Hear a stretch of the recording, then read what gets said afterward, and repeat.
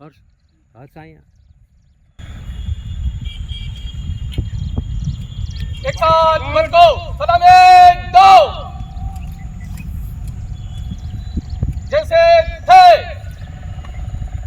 Group साधनेंगे सावधान एक साथ राष्ट्रगीत शुरू कर जन गण मन नायक जय हे भारत भाग्य विधाता पंचद्राविड उत्कल गंगा जन जलधि तरंगा तव शुभ नामे जागे तव शुभ आशीष मांगे गाहे तव जय गाथा जन गण मंगल दायक जय हे भारत भाग्य विधाता जय हे जय हे जय हे जय जय जय जय हे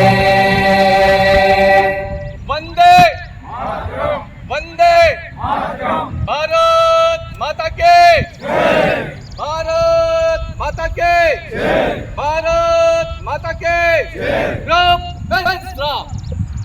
हेलो नमस्कार भक्त कवि शुभकामनाओं अभिनंदन पाठवुं छुं। आज भारत 1947 15 ऑगस्ट थी लई અને આજે 2026 આજે આ 80મો સ્વતંત્રતા દિવસ આપણે સેલિબ્રેટ કરી રહ્યા છે। ભારતની આખી એક વિકાસ ગાથા આજે આઝાદીના એટલો સમય પછી આપણે ક્યાં છે એનું મૂલ્યાંકન આપણે કરવું જોઈએ। આ આઝાદી જ્યારે ભારતને મળી એના પહેલાંનો એનો સંઘર્ષ આપણા વિદ્યાર્થી આપણો અધ્યાપક આપણી કોલેજો યુનિવર્સિટી અને એના ભવનોની અંદર એની ગાથા એ આપણે આપણા વિદ્યાર્થીને કહેવી જોઈએ। જ્યારે આઝાદી મળી એના આગલા દિવસોની અંદર જે વિભાજન થયું અને વિભાજનની અંદર પણ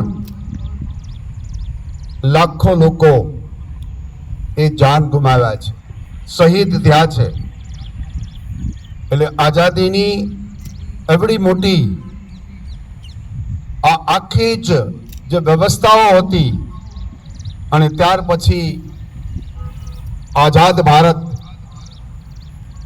અને આખી એની જે વિકાસ ગાથા આજ સુધીની અને અત્યારના આપણા યશસ્વી વડાપ્રધાન સન્માનીય નરેન્દ્રભાઈ આ તિરંગા યાત્રા, સ્વતંત્રતા દિવસની ઉજવણી અને એક જુદા જ માહોલમાં આખા દેશમાં થઈ રહી છે. તમે જોતા હશો કે ઘણા લાંબા સમયની ગુલામી અને પછી એ ભારત આઝાદ થયું અને આપણી લોકશાહી. તમે જોતા હશો કે દુનિયાની લોકશાહીમાં અમેરિકાની જૂની હશે પણ મોટી લોકશાહી દુનિયાની એ ભારતની છે. અને આપણી સાથે આઝાદ થયેલા લોકો, આજુબાજુના દેશો, એની સ્થિતિ, અને જ્યારે ભારત આ 80 વર્ષથી અખંડ ભારત, એની અંદર એની જે વિકાસની ગાથા છે, આજે ભારત છે એ 5મું અર્થતંત્ર બની ગયું છે, $4.5 ટ્રિલિયન ઇકોનોમી બની છે અને દુનિયાને નેતૃત્વ પૂરું પાડી શકે એવું નેતૃત્વ ભારતની અંદર નિર્માણ પામી રહ્યું છે. ભારતે વિશ્વગુરુ બનવા તરફની એની આગળની કુશ જારી રાખી છે. એ સાયન્સ અને ટેકનોલોજી હોય, શિક્ષણ વ્યવસ્થા હોય, આપણી આર્મી હોય, આપણું મેડિકલ હોય, આપણું ટેકનિકલ એજ્યુકેશન હોય, આ બધા જની અંદર એ ભારતે લીડ કરતું એ વિશ્વનું એક અગ્રણી અર્થતંત્ર બની રહ્યું છે. અને ત્યારે આપણે 80મો સ્વતંત્રતા દિવસની ઉજવણી કરતા હોય ત્યારે એક યુનિવર્સિટી, એક વિશ્વવિદ્યાલયની પોતાનું એક દાયિત્વ છે રાષ્ટ્ર પ્રત્યેનું. અને એ દાયિત્વ આપણા વિદ્યાર્થીને, આપણા યુવાન ભાઈ બહેનોને આપણે આ રાષ્ટ્ર નિર્માણની અંદર કેવી રીતે એનું વ્યક્તિત્વ નિર્માણ એ ક્લાસરૂમની અંદર કરીએ.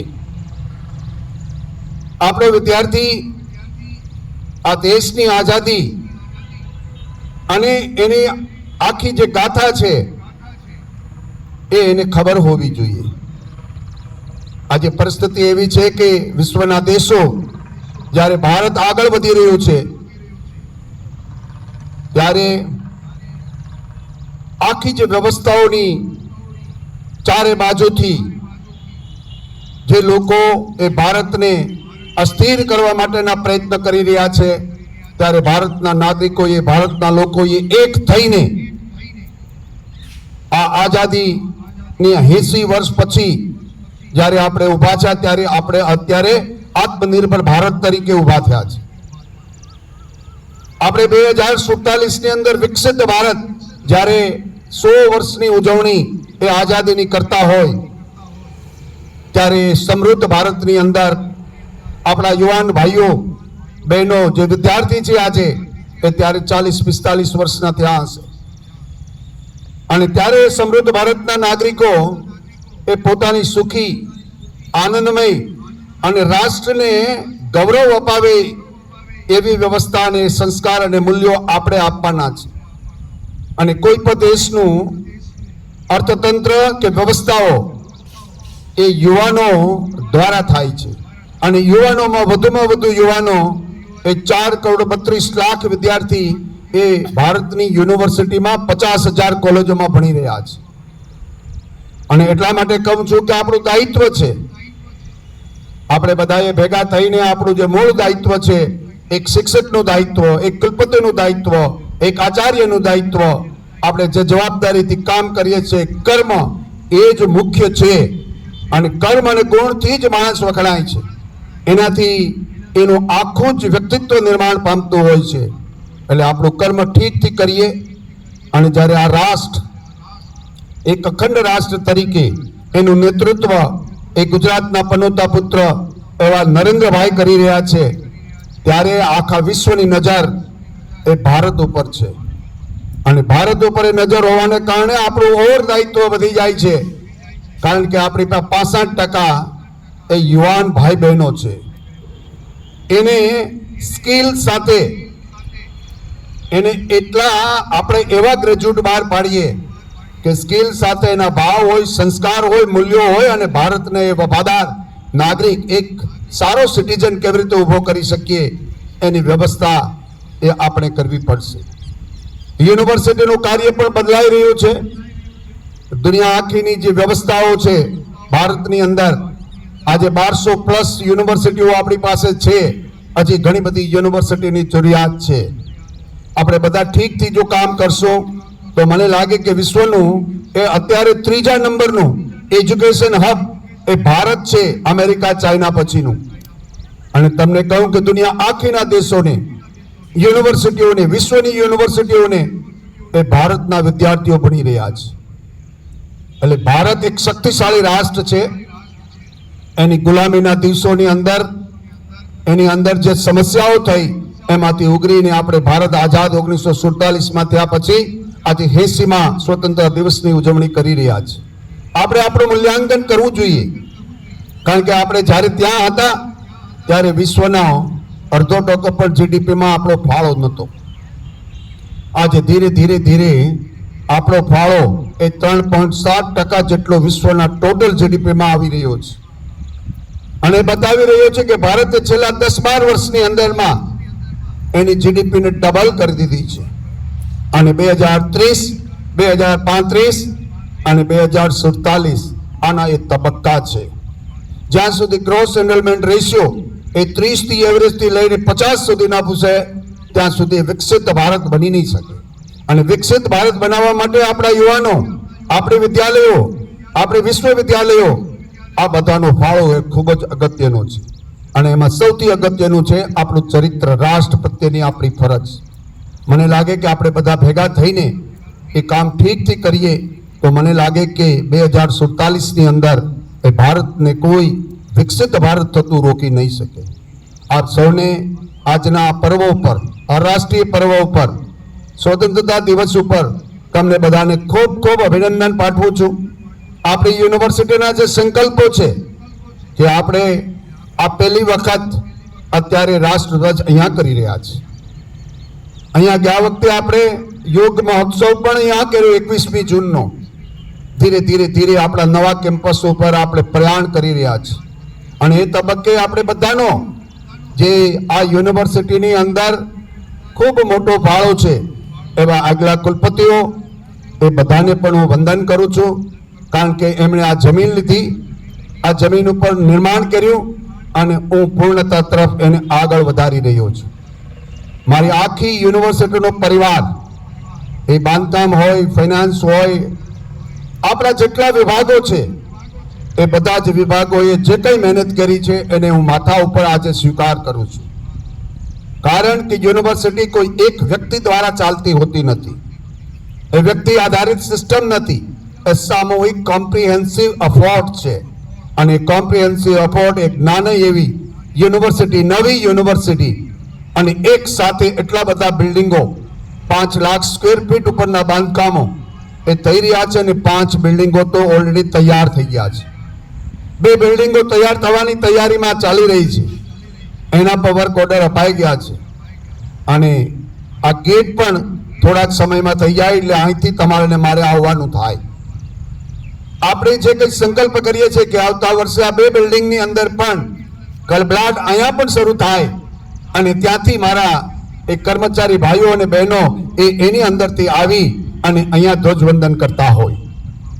આપણે બધાએ પ્રયત્નો કરવા જોઈએ, સ્વપ્ન જોવા જોઈએ. અને આઝાદ ભારતની અંદર આઝાદ એનો નાગરિક એ સ્વપ્ન ન જોઈ તો શું જોઈ?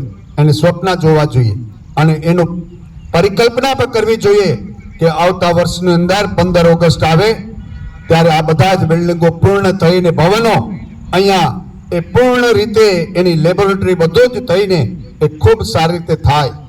અહીંયા ઇન્ટરનેશનલ નરસિંહ મહેતા સેન્ટર પણ ઊભું થઈ ગયું છે, એ પણ થોડાક સમયની અંદર લોકાર્પણ થવા જઈ રહ્યું છે. આપણી યુનિવર્સિટી પૂર્ણ રીતે યુનિવર્સિટી થાય. યુનિવર્સિટી આવવાથી આજુબાજુના ગામના લોકો, આજુબાજુના પરિવારો, એ કોઈના અંદર જીવનમાં ફેર પડ્યો કે નથી પડ્યો? જો એ ફેર પડ્યો હોય તો માનવું કે યુનિવર્સિટી આવવી યથાયોગ્ય છે. આપણા લોકોને મુશ્કેલી ન પડે, આપણા લોકોને, વિદ્યાર્થીનું આપણે ધ્યાન રાખીએ, એને કેન્દ્રમાં રાખીએ અને સ્ટુડન્ટ સેન્ટ્રિક એપ્રોચથી આપણે બધા ચાલીએ, એવી મારી વિચારધારા છે. હું આજના સ્વતંત્રતા દિવસ ના પ્રસંગે આપ સૌને ફરી વખત ખૂબ ખૂબ શુભકામના પાઠવી મારી વાણીને વિરામ આપું છું. ભારત માતા કી જય, વંદે માતરમ. માનનીય કુલપતિશ્રીને વિનંતી કરું કે ઝાલા તૃષાબેન પંકજભાઈનું સન્માન કરે. 15,000નો ચેક અને મોમેન્ટો સાથે માનનીય કુલપતિશ્રી તેમનું સન્માન કરી રહ્યા છે.